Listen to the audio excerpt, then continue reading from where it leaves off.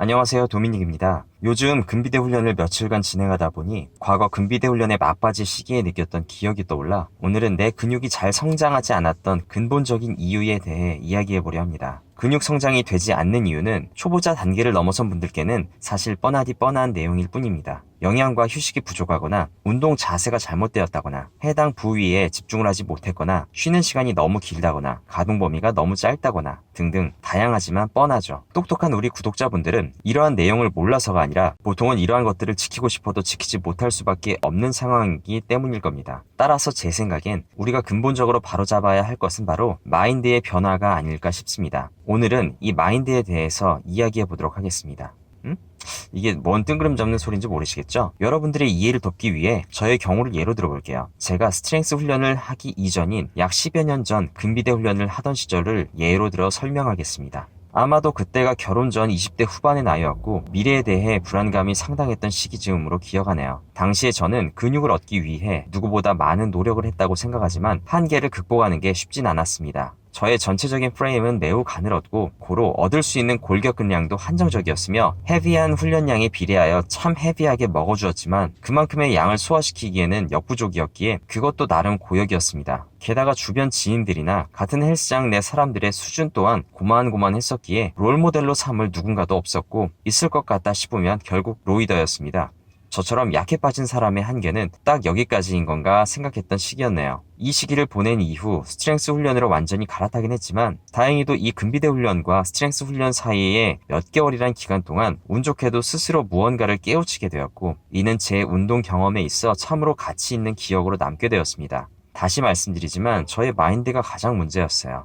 인자약 유전자도 당연히 문제였습니다만 늘 성급했던 저의 마인드가 가장 문제였습니다. 비단 저만 그런 건 아닌 것 같고 생각보다 많은 사람들이 어떻게 하면 몸이 빨리 좋아지는지, 근육을 빨리 만들 수 있는지, 빨리 건강해지는지 언제나 빨리를 포인트로 질문을 하고 노력하고 있습니다. 우리가 어떻게 하면 빨리 부자가 될 수 있을까요? 저는 부자는 아니지만 현실성 있는 목표와 계획을 가지고 순차적으로 오랜 기간 단계를 밟아나가야 한다고 봅니다. 그게 단박에 부자가 되는 것보다는 확률이 훨씬 높다고 생각하거든요. 그럼 어떻게 하면 빨리 몸짱이 될 수 있을까요? 저는 몸짱은 아니지만 현실성이 있는 목표와 계획을 가지고 오랜 기간 순차적으로 단계를 밟아나가야 한다고 봅니다. 어떻게 하면 제 유튜브 채널이 빠르게 성장할 수 있을까요?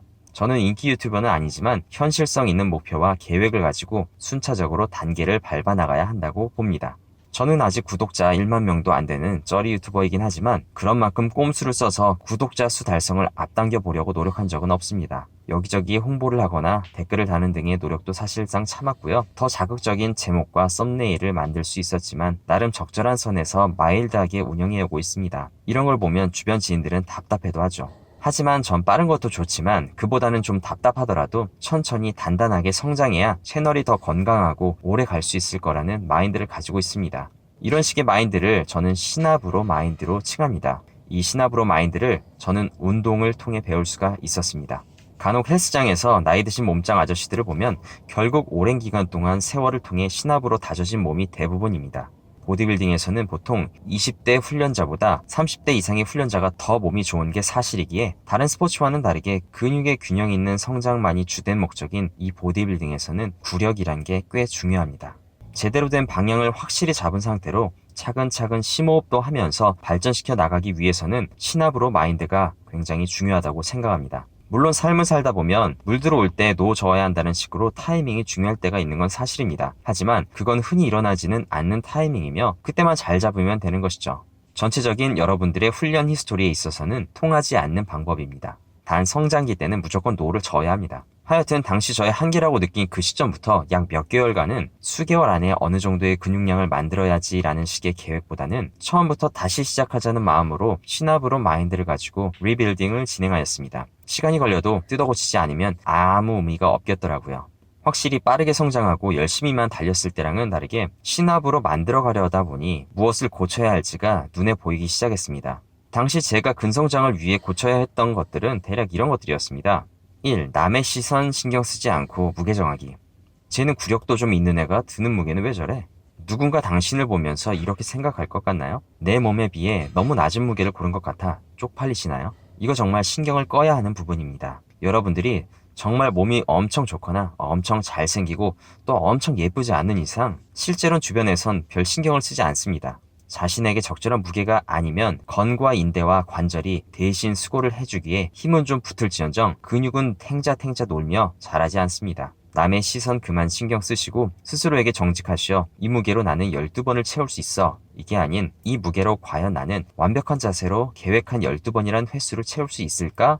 라고 되물어 보신 뒤 무게를 정하시길 바랍니다. 두 번째로 난 완벽히 잘하고 있어 라며 자만하지 말고 셀프 영상을 촬영하기. 이미 오랜 구력으로 완벽한 자세를 갖고 있다 하더라도 생각지 못한 각도에서 생각지 못한 타이밍에 습관적으로 여러분들의 자세가 무너질 수 있습니다. 이러한 자세 수정만으로도 여러분들은 분명 성장을 하실 수가 있습니다. 생각해보세요. 10회의 반복을 해야 하는데 7회째까지 자세가 무너지면 사실 7회째부터 10회째까지의 반복은 타겟팅한 근육이 제대로 훈련하지 못한 겁니다. 약 7년간의 근비대 운동 경력이 돼서야 실제로 처음 촬영을 해보았는데 운동하는 저의 모습이 정말 가관이더군요. 정말 못 봐주겠더라고요. 세 번째로 이러다 근손실 나는 거 아니야? 같은 쓸데없는 걱정 좀 떨쳐버리고 청개구리처럼 더 쉬어버리기입니다. 저 같은 인자약은 특히 이러한 생각이 독이 될 수 있습니다. 오늘은 운동 못할 것 같은데 이러다 근손실 나는 거 아닐까? 너무 자주자주 쉬는 게 아니라면 제발 이런 생각 하지 마시고 차라리 그날 훈련을 쉬면서 고기나 구워 먹고 푹 쉬는 게 그 다음날 참 현명한 생각이었다라는 피드백을 가져다 줄 수 있습니다. 그날 하루 운동은 못해서 아쉬우셨겠으나 다음날 근육이 빠진 느낌이 아닌 뭔가 완벽히 장전된 총기와 같은 자신의 몸 상태를 느낄 수 있으실 겁니다. 네 번째로 근비대는 무조건 보디빌딩 훈련만을 해야 한다는 생각? 노노노노 절대 그런 생각 하지 마시기 바랍니다. 스트렝스 훈련에서도 필요에 따라 근비대와 근지구력 훈련이 가미되면 좋은 것처럼 근비대 훈련 역시 마찬가지입니다. 힘이 세지려면 고기만 먹어서는 안 되고 밥도 야채도 잘 먹어줘야 영양의 균형을 이루면서 좋은 출력을 낼 수 있듯이 운동에 있어서도 장기적인 편식은 좋지 않습니다. 제가 스트렝스 훈련만을 1년 하고 어쩔 수 없이 근비대를 다시 해야 했던 시기가 잠시 있었는데 그 짧은 시기에 또 한 번 많은 것을 느꼈습니다. 여러분들 제가 장담하건대 좀 아쉬우시더라도 단 몇 개월만이라도 스트렝스 루틴으로 갈아탔다가 다시 근비대 루틴을 하게 된다면 생각보다 놀라운 경험을 하실 수 있을 겁니다. 마지막으로 현실적으로 나를 평가하여 자신의 운동일지에 기록된 기록에 근거해 훈련하기입니다. 본인의 잠재력을 과소 또는 과대평가하는 것 또한 크나큰 미스라고 할 수 있습니다. 감? 느낌? 다 좋습니다. 그치만 내가 전에 이 정도는 했는데 라는 기준이 보통 틀린 경우가 많더라고요. 자신의 기록을 찾아보는 게 가장 정확합니다. 내 분수를 최대한 정확히 알아야 하는데 그게 기록 없이는 내 머릿속에 미화되기 쉽상이더군요. 미화된 기록은 여러분들의 기대치를 높일 수 있으며 결국 또 과분한 무게를 들게 합니다. 내가 한 달 전 이 무게는 들어봤으니 이번에도 할 수 있어 라고 생각하며 한 달 전 피크로 올려놓은 무거운 무게를 기준으로 시작부터 세팅을 하게 된다면 그건 스트렝스 훈련할 무게로 근비대 훈련을 하게 되는 요상한 시츄에이션을 만들게 되는 겁니다. 말이 길어졌는데요. 정리를 하자면 이렇습니다. 신압으로 마인드를 갖자. 이를 통해 언제든 쌓아놓은 걸 다 무너뜨리고 처음부터 돌아가서 리빌딩을 할 수 있어야 한다. 그러다 보면 자신의 문제가 쉽게 파악된다. 서두를 이유가 없으니 욕심을 부려 무게를 올리지 않게 된다. 정확한 자세와 올바른 운동 습관 그리고 타겟팅한 근육에 적절한 자극을 주게 되기에 기본기가 좋아진다. 성장이 진행된다. 다시 한계에 부딪히거나 이루어 놓은 게 무너질 수 있다. 그렇더라도 신압으로 마인드로 처음으로 돌아가서 리빌딩을 한다. 결국 한마디로 신압으로 마인드를 가지고 있어야 한다는 겁니다. 운동선수로서의 단기간 경쟁이 아닌 이상 인생이라는 장기 레이스에서는 성한 거북이가 부상당한 토끼를 이길 수 있습니다. 더불어 이 마인드가 없으면 결정적으로 매번 제풀에 주저앉아 운동을 오래 지속할 수가 없습니다. 근데 여러분 정말 웃긴 게 뭔 줄 아세요? 지금도 기억할 만큼 당시 이렇게 큰 깨우침을 얻은 저였지만 인간은 망각의 동물이라고 스트렝스 훈련을 시작하고 난 뒤 이 신압으로 마인드를 잊어버렸다는 겁니다.